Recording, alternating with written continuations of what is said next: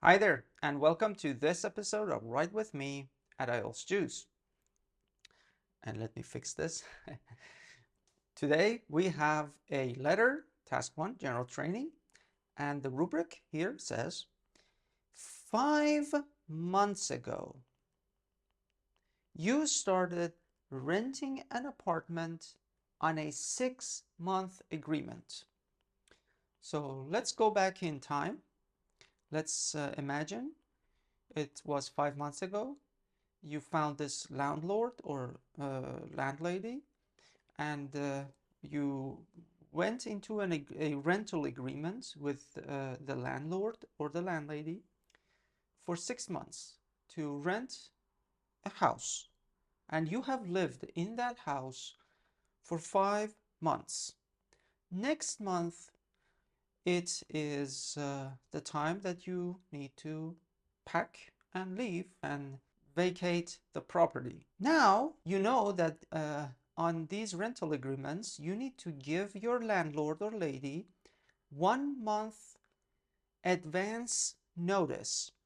Means before the time that you leave, you need to inform them whether you are going to continue living in the place or this is the last month and you're basically packing and leaving. All right. Now, let's see. There is 1 month left. And what happens? You realize, let's continue. You now wish to stay in the apartment for longer than the 6 months you originally agreed with the owner. So you want to extend your contract or agreement. So rental agreement, it's not that big a deal. It's not that huge contract, but in some countries it is a huge contract. But anyway, it's an agreement. The IELTS here introduces this rental agreement as an agreement, so I'm going to use the word agreement.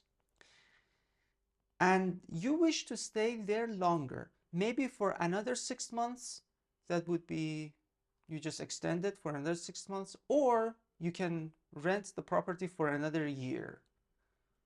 These are the most common, market practices. 6 months, 1 year, they're all acceptable. Even if you want to stay there for another 2 months, that is also possible, but the rent agreement might change. So I don't want to get into technical and saying there are daily rents and the rates are different. Just wanted to tell you, when IELTS says that you intend to stay longer than 1 month, you can start thinking from 2 months to 1 year. Of course, you can rent for more than 1 year, but that's a different scenario. Then IELTS wants us to write a letter. Write a letter to the owner of your apartment. In your letter, there are 3 bullet points as always. Say how long now, you now want to rent the apartment for.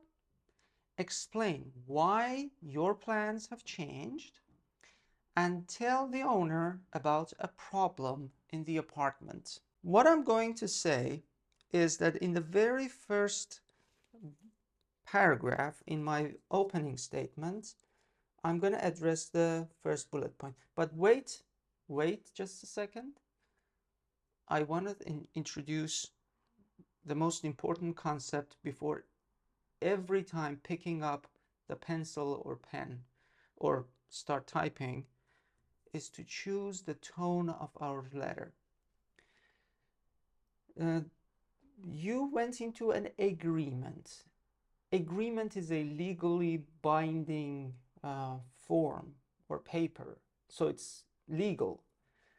You and another, not a relative, another stranger, wrote a paper and signed, so it's something again legally binding, legally important. What happens now? Your landlord or lady might be an angel, the most loving, caring individual on the planet. You are in good terms with your host or landlord or landlady. But still, if you are going to give them a notice, this is a notice that I would like to stay here longer, you need to write it in a formal tone, because if something happens, you can, based on this letter, you can go to the government, you can go to the judiciary system, you can go to court and ask for compensation or create a legal case. So this is not an informal letter. You may, in the real world, you may see some informal letters being exchanged, but that is not common. For IELTS, we had an agreement and we signed it, and we are going to give our landlord or lady a notice. So this is a formal notice. It's a formal letter. Please keep that in mind. I can go back to the opening statement. You, of course, you can start by the salutation and saying dear Mr., Ms., and their last name. You can speak friendly but still formal. Friendly doesn't mean here informal. Friendly means with a compassionate tone, with a tone that you really appreciate. So you can bring that up. You can say what you enjoyed during your stay. Your first sentence can be something like, I hope this letter finds you well. I just want to say it's been wonderful knowing you. It's lovely to live in this place. I'm comfortable. The place is good. I remember mention things like, I'm very grateful you remembered, I don't know, my birthday 10 days ago.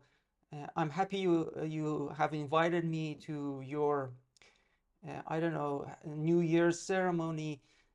Just it wouldn't be a bad idea to just bring back some of the good memories that have taken place in the past 5 months, just to show that it's not all about agreement and money, but it is human to human interaction, and just show that you are on very positive terms. This is my suggestion. It's not something you must do, but I think it helps. That's why I'm giving you a suggestion that in your opening statement, after checking on your landlord or lady's health, bring up something that you really enjoyed in the past 5 months. And then right off the bat, tell this person how long you intend to stay. Tell them first that you have a change of have had a change of heart, and you wish to stay for more time here. Ask them, like, I was wondering if it is possible for you to extend our agreement for another 6 months, for another year, for another 2 months. State that over here. Immediately after that, in this new paragraph, tell your landlord or lady why you made that decision, the second bullet point. I'm giving you 2 reasons. You can basically say 1 reason and you will be fine, and you can expand on it. That's okay. I'm giving you 2 reasons, and you know why? You can make it in 2 fronts. One is the real reason. For example, you have been waiting for, I don't know, something to happen in your life, but your contract with the company got extended, your mission got extended, so you need to stay in that location. So you have to stay. That's one reason. Plus, you really like the food. You really like the culture here. You really like your neighbors. You really like your landlord or lady. Plus something. So it's not all about business. There is more. That's why I'm suggesting here for you to come up with 2 reasons. Otherwise, 1 is enough. And then it says, tell the owner about the problem in the apartment. Now, I don't want you to finish your letter with a problem. That's what I really don't want to see. So what I'm going to introduce here is another topic sentence.